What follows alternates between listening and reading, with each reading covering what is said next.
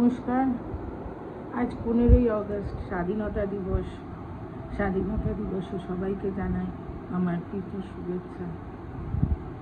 আজ উঠেছি অনেক দেরিতে, মনটা ভালো না। তার কারণ কালকে গেছিলাম আরজি করের জন্য, কাণ্ডের জন্য যে জমায়েত হয়েছিল যাদবপুরে, সেখানে যোগ দিতে। আমি খালি এইটুকুই চিন্তা করছিলাম যে পারবো কি না, কারণ আমার অতটা হাঁটার অভ্যেস নেই। কিন্তু বিশ্বাস করুন, আমার ভেতরে মাতৃত্ববোধ, বিবেকবোধ আমাকে তাড়না করে নিয়ে গেল ওই জমায়েতে। গিয়ে দেখি আমি তো মানে কোনো ব্যাপারই না।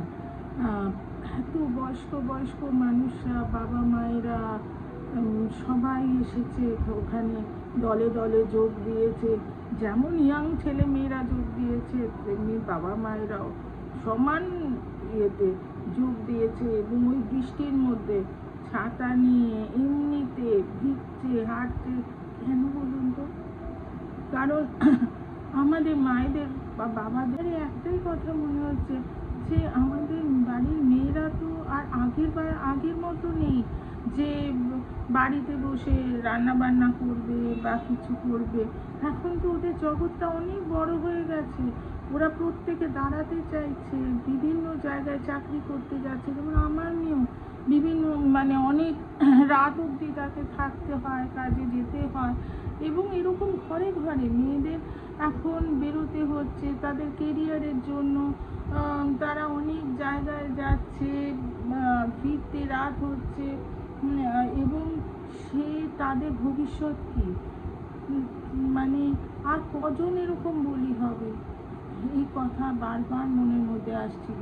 তাই বোধহয় সব মায়েরা বাবারা এরকম ছুটে গেছিলেন একটা নীরব প্রতিবাদ জানাতে।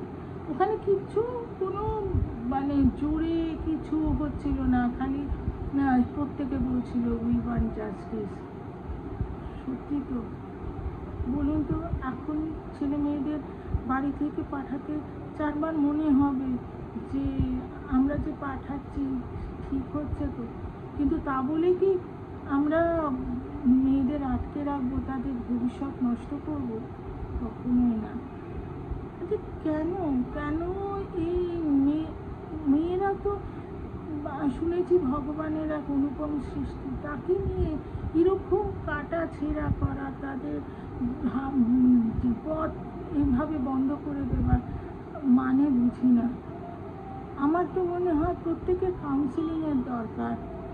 যারা এই জঘন্য মনের আছে কিছু এখনো লোক, যারা তাদের নিজস্ব লোলুপতা কন্ট্রোল করতে পারে না, বিভিন্ন কারণে এরকম পৈশাচিক আচরণ করে, তাদের কাউন্সিলিংয়ের দরকার। আর নয়তো এমন কিছু এই এই অপরাধীদের শাস্তি দেওয়া দরকার, যাতে যারা প্ল্যান করছে ভবিষ্যতে তারাও যেন আর এগোতে ভয় পায়। জানি না কি হবে, তবে আমার অনুযায়ী তো চেষ্টা করতে পারি, সাধ্য অনুযায়ী চেষ্টা করতে পারি। তাই জন্যই ওখানে কালকে ছিলাম। মোটামুটি 10:30 নাগাদ আমরা বাড়ি থেকে বেরিয়ে গেছিলাম। ভেবেছিলাম 11:55 মিছিল শুরু, তো সেই সময় পৌঁছে যাব। ওরে বাবা, যা জ্যাম! গোলপার্ক ক্রস করে ওই ঢাকুরিয়া ব্রিজের কাছে যাওয়ার পর গাড়ি আর এগোচ্ছে না। সে কি অবস্থা, মনে হচ্ছে সারা কলকাতাবাসী নেমে পড়েছে ওখানে।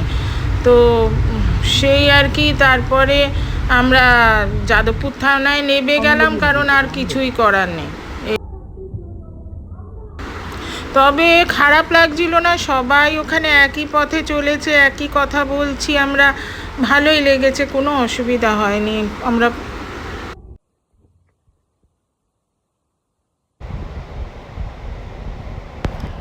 দেখছেন রাস্তার কি অবস্থা, সাংঘাতিক। এরকম যাদবপুরের অবস্থা আমি দেখিনি। এত ভিড়, দলে দলে লোক তখন এগিয়ে আসছে। কেউ পোস্টার নিয়ে, কেউ মশাল নিয়ে, কেউ শাঁখ বাজাচ্ছে। কি স্পিরিট, মানে প্রত্যেকে ঝাঁপিয়ে পড়েছে। মনে হচ্ছিল আমরা অত্যাচারের বিরুদ্ধে এখনও রুখে দাঁড়াতে জানি, আমরা লড়াই করতে পারি, আমরা লড়াই করব।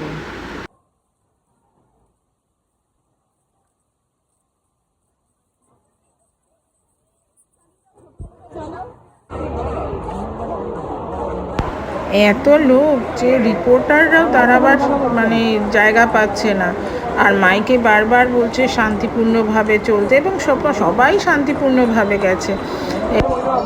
প্রত্যেকেরই একটাই প্রার্থনা, প্রভু আলো দৃষ্টি দাও। মিছিল শুরুর সাথে সাথে বৃষ্টিও জোরে আরম্ভ হওয়া শুরু করে দিল। তাতে কি কেউ পরোয়াই করছে না, যারা ছাতা এনেছে তো ছাতা খুলেছে, আর তাছাড়া মানে বয়স্ক লোক, আমাদের মতো মানে যে কোনো লোক সবাই স্বচ্ছন্দে বৃষ্টির মধ্যে দিয়ে এগিয়ে যাচ্ছে। মানে ভাবা যায় না এরকম, মানে এটা একটা বিরল অভিজ্ঞতা, সত্যি দেখে অবাক লাগছিল। দেখুন, সবার মুখে একই কথা, উই ওয়ান্ট জাস্টিস।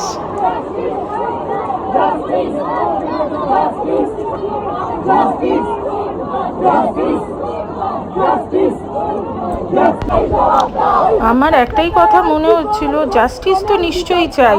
এই ঘটনা, যে জঘন্য ঘটনা হয়েছে, তার মানে অপরাধীদের ধরতে হবে এবং শাস্তি দিতে হবে, সবই ঠিক। কিন্তু আমার এটাও মনে হচ্ছিল যে এই পথটা কি করে বন্ধ করা, এই জঘন্য মানে পরিস্থিতিটাকে কি করে উন্নত করা যায়, যাতে আর কোনো দিন না হয়, এই জায়গাটার দিকে লক্ষ্য রাখতে হবে। তবেই তো আমরা নতুন প্রজন্মের জন্য কিছু করতে পারবো, নয়তো তো আমাদের আগামী প্রজন্ম ওই একই সাফার করবে।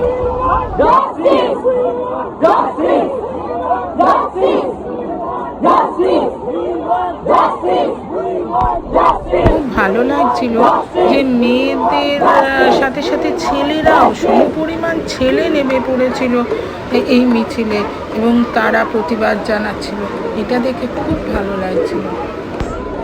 স্বাধীনতা দিবসে একটাই কথা বারবার মনে হচ্ছিল, আমরা যেমন স্বাধীনতার স্বাদ পেয়েছি সব দিক থেকে, মেয়েদের জীবনেও যেন এই স্বাধীনতার স্বাদটা পায় তারা যেন নির্ভয়ে এগিয়ে যেতে পারে, কোনো যেন আতঙ্কের ব্যাপার না থাকে তাদের জীবনে।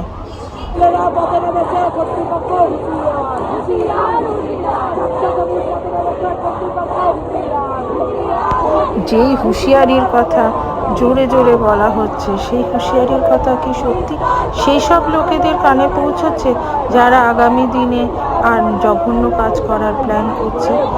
তাদের কানে পৌঁছে দিতে হবে, তাদের মনে ভয় জাগাতে হবে, তবে এই সব মিছিলের, এই সব স্লোগানের সার্থকতা আসবে।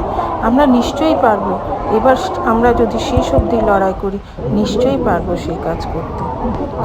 আমাদের মিছিল গোলপার্ক নয়, ওই ঢাকুরিয়া ব্রিজের তলা থেকে আবার যাদবপুরের দিকে ঘুরে গেল। এই ছেলে মেয়েদের মিছিলের আজকে সারা রাত নাকি তারা এই প্রতিবাদ জানাবে। তো যাই হোক, আমরা ওখান থেকে ফিরে এলাম। কিন্তু এই যে আমাদের ভারতের চারিদিকে, ভারতে প্রায় এইরকম জঘন্য লজ্জাজনক যে কাজগুলো হচ্ছে, সেগুলোকে যাতে প্রতিরোধ করা যায়, সেগুলোর প্রতি আমাদের লড়াই তো নিশ্চয়ই চালাতে হবে।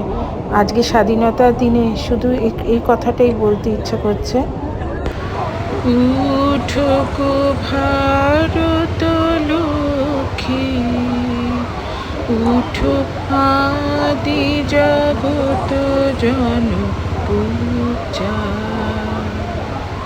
দুঃখ দৈন্য সব নাশী, করো দূরিত ভারত লজ্জা।